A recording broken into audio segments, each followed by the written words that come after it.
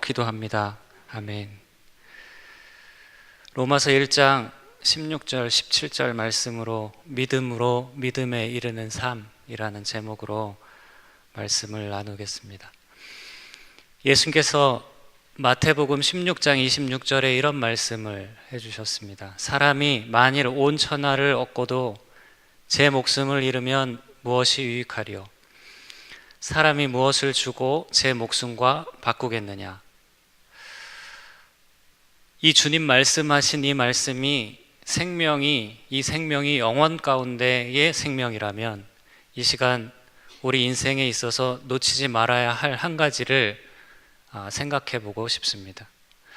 사업의 부도를 맞는다 해도, 건강을 설사 잃어버린다 해도 우리 인생에 있어서 결코 놓치면 안 되는 것을 성경에서 찾는다고 하면 바로 믿음이다 라고 말할 수 있을 것입니다.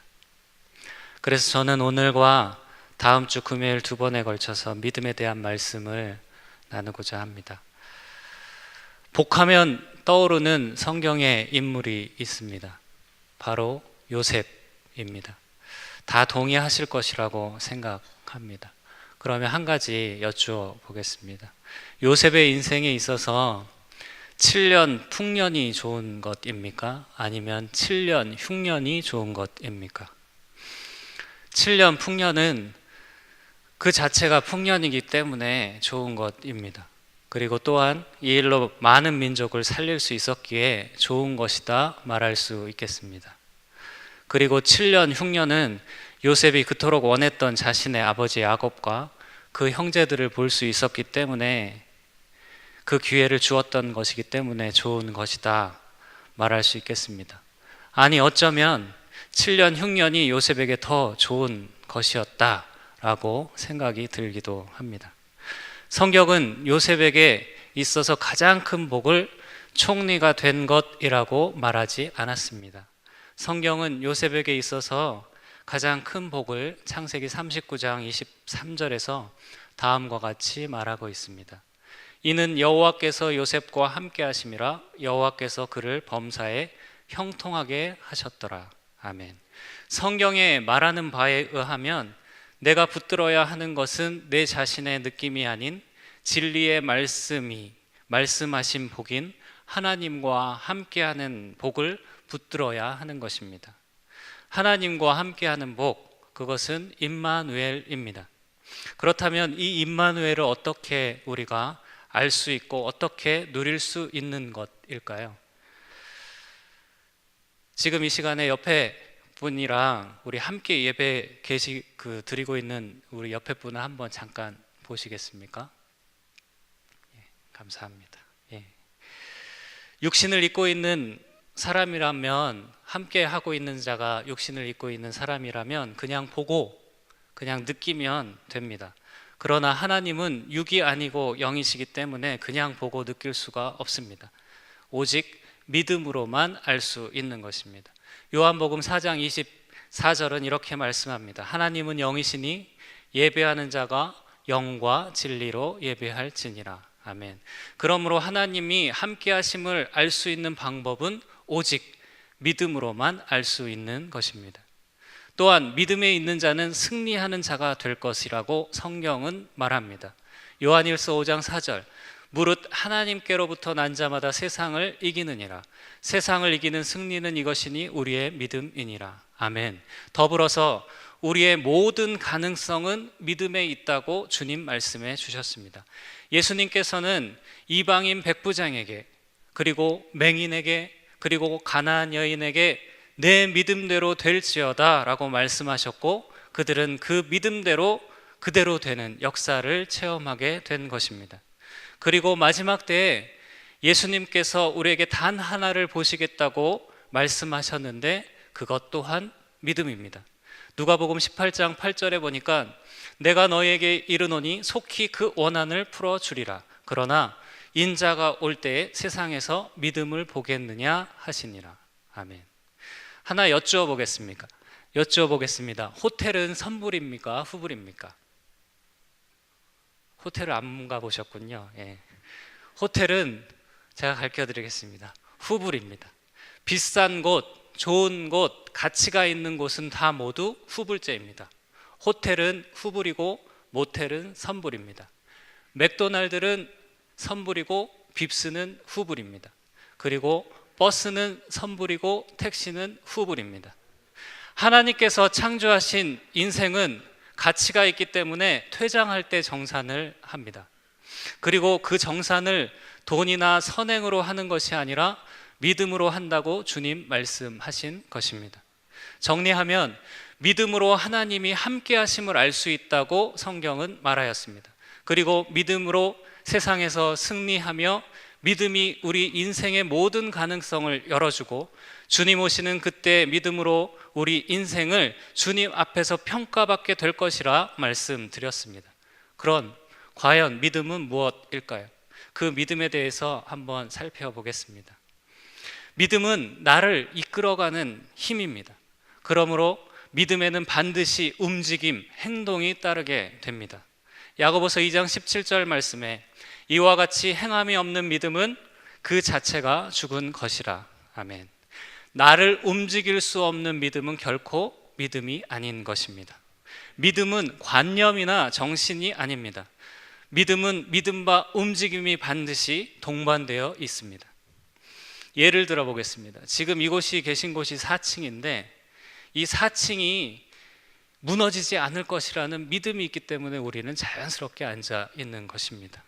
그리고 이곳에 올 때 버스를 타고 오신 분이 계신데 그 버스를 타고 올 때도 우리는 믿음을 가지고 그 운전기사가 안전하게 우리를 데려다 줄 것이라는 믿음을 갖고 이곳에 왔습니다. 순교자적 믿음이 있는데 남자들은 이발소에 가서 처음 보는 아가씨한테 고개를 맡기고 면도를 합니다. 그 아가씨가 어떻게 할지 모르지만 나를 잘 깎아줄 것이라는 믿음을 가지고 목을 맡기는 사람이 바로 우리들이죠. 이것처럼 믿음은 반드시 믿음과 그 움직임이 동반됩니다. 1859년 나이아가라 폭포에 찰스 브랜든이라는 사람이 있습니다. 그림을 하나 제가 준비했는데요. 이 찰스 브랜든이 어떤 사람이냐면 외줄 타는 사람입니다. 저 나이아가라 폭포 안 가보셨어요? 저기 캐나다와 미국을 걷는 그건데요. 설명을 해드리면 가본 것처럼 설명해 드릴게요. 성수대교 같은 그런 폭이 있는 물이 줄렁줄렁 이제 갑니다. 룰루랄라 가다가 갑자기 푹 떨어지는 거예요. 저게 불과 한 100m 작도로 푹 떨어지면 물이 그냥 쑥 떨어지는 거죠. 그런 게 이제 나이아가라 폭포인데요. 저기다 줄을 걸고 찰스 브랜든인 사람이 장대를 하나 들고 저 줄을 건넙니다. 건너고 오니까 사람들이 환호성을 지릅니다. 특히 백바지에 백양복을 입은 중정모를 쓴 노신사가 당신은 신이야, 신이라는 거예요. 신의 발이라는 거예요. 신의 발. 신이 뭐 하려고 외줄을 탑니까? 날아다니지. 하여튼 신이라고 막 난리를 치고 막 거품을 물고 그럽니다. 그래가지고 찰스 브랜든이 갔다 왔는데 박수를 치고 난리가 났습니다. 그랬더니 찰스 브랜든이 이렇게 한마디 합니다. 감사합니다. 이렇게 여러 같은 성의를 보여줘서 관심과 사랑을 보여줘서 감사합니다. 그러나 오늘은 참 안타까운 날입니다. 제 파트너가 몸살 감기를 걸리는 바람에 제 혼자 왔습니다. 저는 혼자 이 외줄을 타는 거는 아무것도 아닙니다. 저의 진가는 저의 목에다가 저보다 하나가 더 큰 사람을 목마를 하고 여기를 갔다 올 수 있습니다. 근데 몸살을 우리 파트너가 알아서 정말 아쉽게 됐습니다. 그랬더니 그 백바디에 백구두 씹은 신사가 당신은 할 수 있다 이거예요. 당신은 내가 안 봤지만 당신은 분명히 할 수 있고 말고 내가 그것을 믿는다고 그렇게 말했습니다. 하도 그렇게 여러 가지 말하길래 그러면 오늘 선생님께 제가 영광을 드리겠습니다. 저를 믿는다고 하시니까 저를 제 등에 타시고 한번 갔다 오는 영광을 드리겠습니다. 그랬더니 그 노신사가 말이 그렇지 진짜 하란 소리야 라고 말했다고 합니다. 이 사람이 믿은 걸까요? 안 믿은 것입니다. 믿음과 반드시 움직임을 동반하게 되었습니다. 그런데 사람을 움직이는 이 믿음에는 두 가지 믿음의 대상이 있습니다. 첫째는 진리를 믿는 믿음입니다. 이것은 실제를 믿는 믿음인 것입니다. 진리란 영원히 달리될 수 없는 바로 그것, 참을 우리는 진리라고 말합니다. 이 진리를 믿는 믿음의 결과는 체험을 갖게 오게 됩니다. 반드시 체험을 하게 됩니다. 그런데 진리를 믿는 믿음이 아닌 심리작용, 자기 확신을 믿는 믿음, 이것은 실체가 아닌 것을 믿는 것입니다. 가령 정신통일이고 적극적 사고방식이 이에 속합니다. 사실은 없는데 있다고 믿는 것입니다. 정신통일하는 거죠. 그 결과는 허망하게 됩니다. 믿음의 대상이 잘못되어 있다면 믿는 만큼 황당해지게 되는 것입니다. 스스로 한번 물어보십시오. 나는 진리를 믿고 있는가? 아니면 근거 없는 나의 자기 확신, 심리작용을 믿고 있는가 말입니다. 진리를 믿는 믿음의 원리는 다른 것이 아니라 믿음이란 보이지 않는 실체를 대하는 기능을 갖고 있습니다. 고린도후서 5장 7절은 이렇게 말합니다. 이는 우리가 믿음으로 행하고 보는 것으로 행하지 아니함이로다. NIV 성경은 좀 우리 가운데 와닿게 설명했는데요. We live by faith, not by sight. 우리는 보는 것으로 살지 않고 믿음으로 산다, 그렇게 말하고 있습니다. 그리고 고린도후서 4장 18절에는 이렇게 말합니다. 우리가 주목하는 것은 보이는 것이 아니요 보이지 않는 것이니 보이는 것은 잠깐이요 보이지 않는 것은 영원함이라. 아멘. 보이는 실체는 믿을 필요가 없습니다. 그냥 느끼고 감각하면 됩니다. 가령 외모나 열매나 기적 같은 그런 것입니다. 그냥 느끼면 됩니다. 그러나 보이지 않는 실체는 반드시 믿음으로만 반응되어지게 되었습니다. 그것은 가령 이런 겁니다. 마음이나 생명이나 기적을 일으키는 하나님은 그렇단 말입니다. 그러므로 진리의 삶을 살 수 있는 유일한 방법으로 우리 예수 그리스도, 우리 주님이 주신 방법은 바로 믿음으로 사는 길인 것입니다. 이쯤에서 아멘이 나와야 되는데요. 아멘. 믿음으로 사는 것입니다. 아멘. 그러나 죄인들의 성향은 끊임없이 보여달라고 합니다. 출애굽기 32장에 보면 모세도 안 보이고 하나님도 안 보이자 이스라엘 백성은 만지고 보고 느낄 수 있는 우상을 만들었습니다. 수많은 기적의 현장을 경험했지만 그럼에도 불구하고 만지고 보고 느낄 수 있는 금송아지를 만든 것입니다. 제가 제 아들 데리고 아쿠아리움 갔는데 비싸더라고요. 그 비싼 거를 홍해시대 때는 보지도 않고 천연으로 그냥 상어 이빨이 막 튀어나오는 아쿠아리움을 봤는데도 불구하고 그 보이는 우상을 만든 역사. 그 이스라엘이 이 우상 역사로 인해서 망한 나라 아니겠습니까? 반대로 하나님의 형상으로 지음받았다는 말은 보이지 않는 실제를 믿고 살아가는 존재라고 할 수 있습니다. 하나님과 함께하는 것도, 영이신 하나님을 예배하는 것도 모두 보이지 않는 실제를 믿는 믿음으로 가능하게 되는 것입니다. 그러므로 히브리서 11장 믿음장에서는 온통 믿음으로 라고 기록하여 있습니다. 믿음의 사람들은 그들의 믿음의 삶에서 실제로 이루어진 것들을 믿음으로 보여주었던 것입니다. 그것을 실상과 증거라고 히브리서 기자는 말하고 있습니다. 믿음으로 아벨은 더 나은 제사를 드렸습니다. 양이나 곡식으로 드려야 되는 말이 아니라 자기 기준으로 드린 것이 아니라 하나님의 기준으로, 오늘날로 말하면 하나님의 말씀으로 예배했다 한 것입니다. 에녹은 믿음으로 죽음을 보지 아니하고 하늘나라에 간 것입니다. 예전에 제 어렸을 때 저는 아차산 근처에서 살았는데 저희 형이 6살 위인데요. 형 따라서 오후 5시쯤 되면 약수터에 갑니다. 처음에는 별거 안 멀겠지 하고 따라갔는데 한참 왔는데 해가 떨어진 거예요.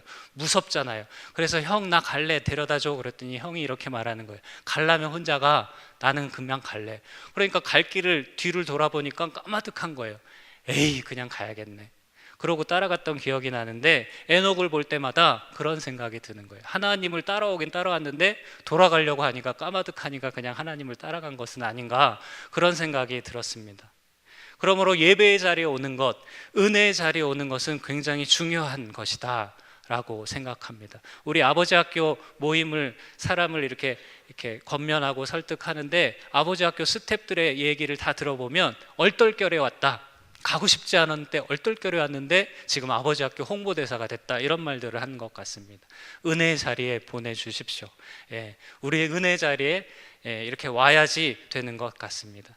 믿음으로 노아는 방주를 준비했습니다. 예수님이 곧 오십니다.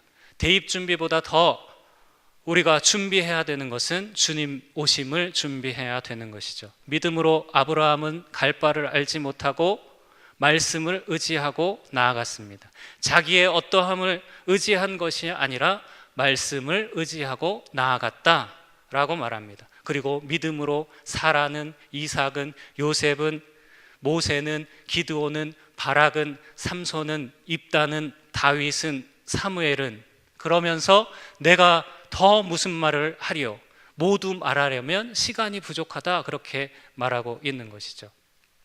그러므로 믿음의 삶이란 두 종류밖에 없는 것입니다. 믿음으로 사는 삶 아니면 육으로 사는 삶뿐인 것입니다. 현재 내 자신은 믿음으로 사는 삶입니까? 아니면 육으로 사는 삶입니까? 꼼꼼히 점검해봐야 합니다. 그리고 마지막으로 믿음은 행함의 반대 개념입니다. 이것은 믿음의 핵심 사항이라고 할 수 있습니다. 왜냐하면 믿음의 근거는 내 자신이 아니라 진리이신 하나님이라고 말했습니다. 그러나 행함, 인간의 최선의 그 근거는 하나님이 아니라 그 근거가 나로부터 말미암은 것이기 때문에 성경에서 말하는 믿음과 정반대의 개념인 것입니다. 제자들이 요한복음 6장에 오병이어 사건 뒤에 사랑하는 주님께 이렇게 물었습니다. 주님, 어떻게 하면 하나님의 일을 할 수 있습니까? 그때 주님이 요한복음 6장 29절에서 이렇게 말씀합니다. 하나님의 일이란 하나님이 보내신 일을 믿는 것이다 라고 말하고 있는 것입니다. 바로 예수님을 믿는 것, 믿음의 대상인 진리를 믿는 것, 그 믿음이 바로 하나님의 일이다, 예수님이 말씀하신 것이죠. 그러니까 이 말은 주의 일이란 내가 하는 것이 아니요 나를 주님께 드려서 주님이 나를 통해 그분의 뜻대로 그분의 일을 그분이 친히 하는 것이다 라고 말할 수 있는 것입니다. 정리하면 믿음은 움직임이 있습니다. 그리고 그 움직임에는 두 대상이 있는데 하나는 진리의 대상이고 다른 하나는 자기 확신의 대상을 갖는다는 것입니다. 그리고 믿음은 보이지 않는 실제를 대하는 원리가 있는데 보이는 실제는 그냥 감각하면 되지만 보이지 않는 실제는 믿음으로만 반응되어진다고 말씀드렸습니다. 그리고 마지막으로 믿음은 행함의 반대 개념이다. 나의 최선의 믿음은 그 근거가 내 자신이지만 그러나 믿음의 대상은 영원히 달리 될 수 없는 바로 그것 참인 진리가 우리의 대상이 되어야 된다라고 말씀드렸습니다. 그러니까 최선의 반대 개념이다 라고 말씀드렸습니다. 그렇다면 믿음에 대한 우리는 오해가 있습니다. 혹시 이런 말 들어보셨습니까? 너무 믿으면 광신도고 너무 덜 믿으면 미지근하다. 그래서 모태신앙들이 주로 앞자리에 안 앉고 맨 뒤에 앉습니다. 왜 뒤에 앉고 이렇게 인터뷰를 해보면 왜 뒤에 앉냐면 그래도 적당한 텐션을 가지고 앉습니다. 주님이 가시다가 뒤를 확 돌아보면 못 봤다고 말할 수 없는 거리, 그러나 주님이 손을 대면 잡을 수 없는 거리, 딱 적당한 자리에 그렇게 딱 포진해서 그렇게 받는 거죠. 어떤 분은 앞자리에 안 앉는 이유가 선교사로 헌신할까 봐 못 앉는다고 그럽니다. 그래서 어떤 선교사님이 그러더라고요. 11조나 제대로 하지 무슨 선교사냐고, 선교사는 아무나 하냐고 그러는데, 이런 너무 믿으면 광신도고 그렇지 않으면은 미지근한 이런 오해들이 우리 가운데 있는데, 이것은 마치 관리 안 된 도로, 그 웅덩이로 인해서 무한질수할 수 없는 것처럼 복음을 누리는 원리를 모르면 이와 같은 현상이 나타납니다. 남도 속고 나도 속는 이와 같은 현상. 그래서 사도행전 20장 32절에 바울은 자기 자식과 같은 에베소 교회를 잘 사역하다가 이제 떠날 때 에베소 교회를 떠나면서 장로들에게 마지막으로 부탁하는 말씀이 사도행전 20장 32절입니다. 제가 한번 읽어보겠습니다. 지금 내가 여러분을 주와 및 그 은혜의 말씀에 부탁하노니 그 말씀이 여러분을 능히 든든히 세우사 거룩하게 하심을 입은 모든 자 가운데서 기업이 있게 하시느니라. 아멘. 바울은 그 사랑과 같은, 자기 자식과 같은 그 교회를, 자기의 모든 정성과 사랑이 담겨 있는 그 에베소 교회를 떠나면서 시스템에 부탁한 것도 아니고 어떤 덕망 있는 사람에게 부탁한 것도 아니고 이 두 가지에 부탁했는데 그것은 주와 곧 그리고 그 은혜의 말씀에 부탁했다라고 말합니다. 그러니까 우리가 무한질서할 수 있는 이 두 기둥은 첫 번째 주님의 공로입니다. 바로 십자가를 붙들고 나아가면, 십자가 중심으로 살아간다면 믿음으로 무한질서할 수 있다, 바울이 말하는 것입니다. 그래서 사도 바울은 그의 생 마지막에 갈라디아서 6장 14절에 이런 고백합니다. 그러나 내게는 우리 주 예수 그리스도의 십자가 외에 결코 자랑할 것이 없다. 그리스도로 말미암아 세상이 나를 대해서 십자가에 못 박히고 내가 또한 세상에 대해서 그러하다라고 고백한 것입니다. 그리고 고린도후서 13장 8절에 바울은 이렇게 말하는 거예요. 우리는 진리를 거슬러 아무것도 할 수 없고 오직 진리를 위할 뿐이다 라고 말하고 있습니다. 그렇습니다. 우리 주님의 공로 이 십자가를 붙들고 또 주님의 말씀을 붙든다면, 그 진리 위에 서 있는다면 무한질서할 수 있는 거예요. 아무리 믿어도 광신도라고 말하는 그런 터무니없는, 어처구니 없는 일을 겪지 않아도 된단 말이죠. 그러므로 진리가 결론이 되는 삶을 살면 무한질주할 수 있다 말할 수 있겠습니다. 그렇다면 나는 무엇을 믿고 있는가? 믿음의 모든 근거는 의로우신 예수 그리스도와 진리의 말씀이어야 하는 것을 확실히 믿는 저와 여러분이 되시기를 주님의 이름으로 축원합니다. 아멘. 그렇기에 이 땅의 교회는 세상 것들 중 하나를 주어서는 안 되는 것입니다. 살아있는 주님의 진리를 주어야 하는 것입니다. 예수 그리스도는 이미 우리에게 다 주셨습니다. 로마서 8장 32절에 자기 아들을 아끼지 아니하시고 우리 모든 사람을 위하여 내어주시니가 그 어찌 그 아들과 함께 그 모든 것을 주시지 않겠느냐, 이미 말씀해 주신 거죠. 아들 줬다라는 것은 다 준 거잖아요. 고린도전서 1장 30절, 너희는 하나님으로부터 나서 예수 그리스도 안에 있고 예수는 하나님으로부터 나와서 너에게 지혜와 의로움과 거룩함과 구원함이 되셨으니, 예수 그리스도는 우리의 지혜이시고요, 의로우심이고요, 거룩함이고요, 구원함이 이미 되셨다라고 말했습니다. 이것을 어떻게 누릴 수 있는가? 바로 나의 믿음이 문제인 것이죠.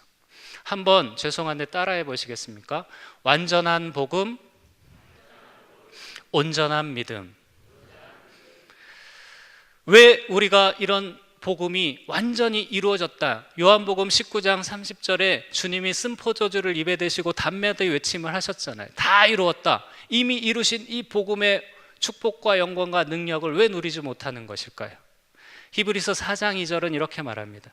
그들과 같이 우리도 복음 전함 받은 자이나 들은 바 그 말씀이 그들에게 유익하지 못한 것은 듣는 자가 믿음과 결부시키지 아니함이라. 아멘. 우리가 누리지 못하는 이유는 한 가지라는 거예요. 듣는 자가 믿음과 그것을 결부시키지 못한 것이라는 거예요. 믿지 않았다라는 말이에요. 믿음으로 화합, 결부시키지 아니하였기 때문에 우리 가운데 유익이 없었다. 그리스도인이었지만 무늬만 그리스도인이었다. 능력 없는 이빨 빠진 호랑이였다. 그렇게 말하는 거예요. 믿음은 실상이고 보이지 않는 증거인데 성경의 믿음의 사람들은 그들이 떠드는 말로 그들의 믿음을 보인 것이 아니라 그들의 삶으로 그 실상과 증거가 됨으로 그 믿음을 보인 것이죠. 우리 가운데 실상과 증거되지는 못하는 이유가 둘 중 하나인 거예요. 복음 되시는 주님이 가짜든지 아니면 우리 믿음이 가짜든지.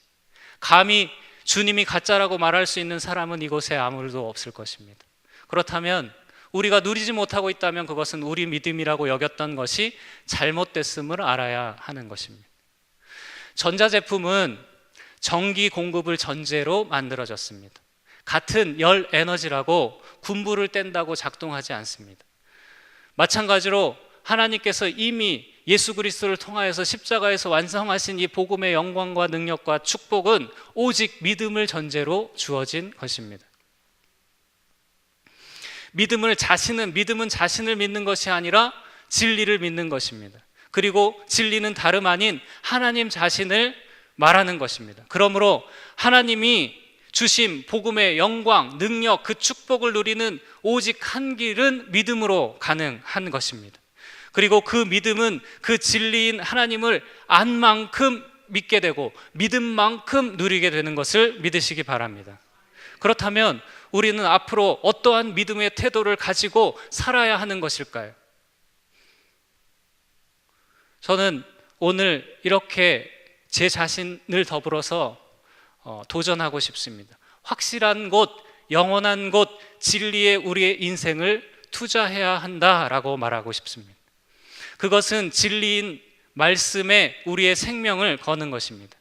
이것은 제 말이 아닌 영원히 우리가 사랑할 수밖에 없는 우리의 주님의 마지막 당부입니다.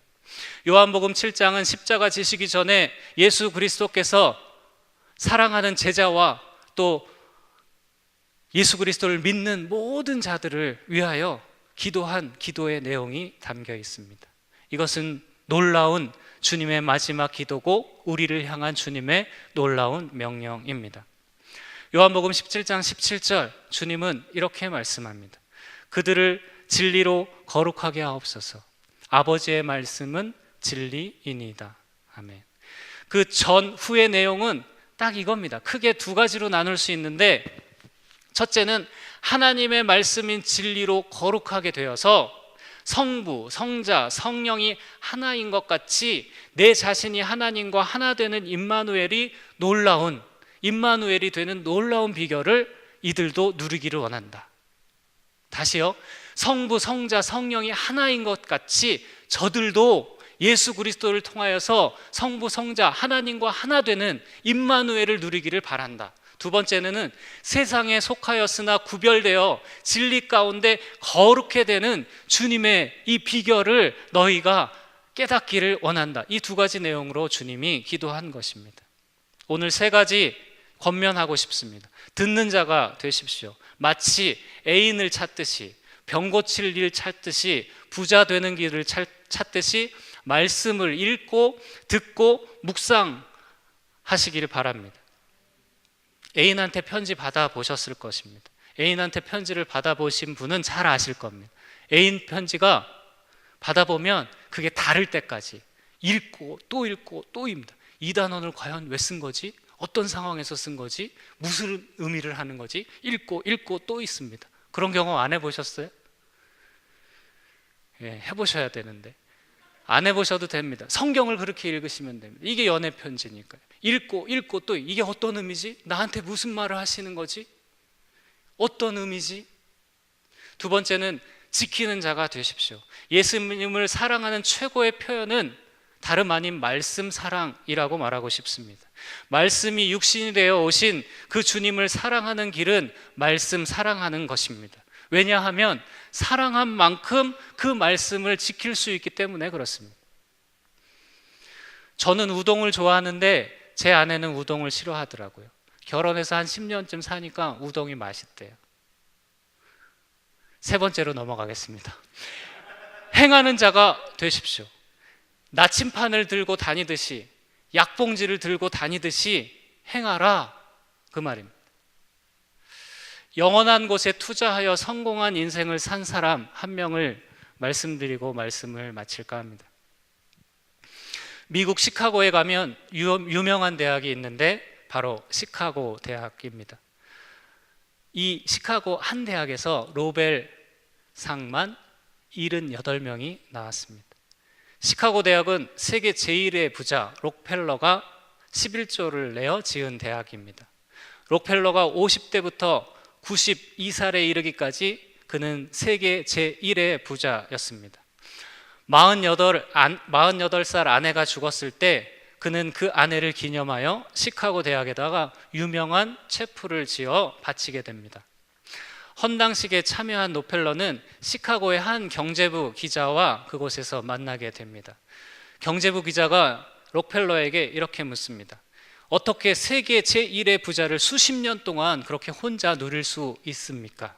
그 비결이 무엇입니까? 록펠러가 이렇게 대답했습니다. 나는 사업하는 사업가요. 그래서 나는 투자를 합니다. 나는 투자를 했어. 그래서 얻은 것이 아니겠소? 그 기자는 이렇게 또다시 질문합니다. 다른 사람들도 다 투자를 합니다. 그런데 잘 되지 않았습니다. 그런데 선생님은 어떤 투자를 했길래 이렇게 세계 제1의 부자가 된 것입니까? 록펠러가 이렇게 대답합니다. 나는 특별한 투자를 했소. 바로 내 자신에게 했소. 그리고 그것은 하나님께 투자를 했다는 말이요. 록펠러는 6살 때부터 아버지 어머니께 용돈을 받으면 꼭 한 번도 빠짐없이 11조를 했다고 합니다. 이것을 록펠러는 평생 하나님 앞에 11조를 바쳤습니다. 두 번째, 록펠러는 교회에 가면 제일 앞자리에 앉았다고 합니다. 그래서 한 번도 이 앞자리를 양보해 준 적이 없다고 합니다.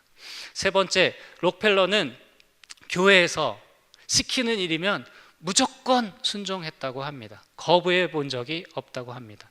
록펠러의 투자는 풍성한 결과를 얻었습니다. 나중에 록펠러는 하나님 앞에 자신의 모든 것을 바치는 삶으로 멋진 삶을 살기도 하였습니다. 여러분은 현재 어디에 투자를 하고 계십니까? 혹시 아파트에 투자를 하고 계십니까? 땅에 투자를 하고 계십니까? 록펠러는 자신에게 투자를 했고 그 대상은 하나님이었다라고 말합니다. 이 말을 바꿔 말하면 영원한 것에 투자를 했다라고 말할 수 있겠습니다. 믿음의 삶이란, 즉 믿음으로 믿음에 이르는 의인의 삶이란 영원히 달리될 수 없는 바로 그것, 참인 이 진리이신 하나님께 투자하는 것임을 믿으시기 바랍니다. 이 믿음의 투자로 이 땅과 영원 가운데 록펠러 같은 멋진 삶을 살아가는 저와 여러분이 되기를 예수 그리스도의 이름으로 축원합니다. 기도하겠습니다.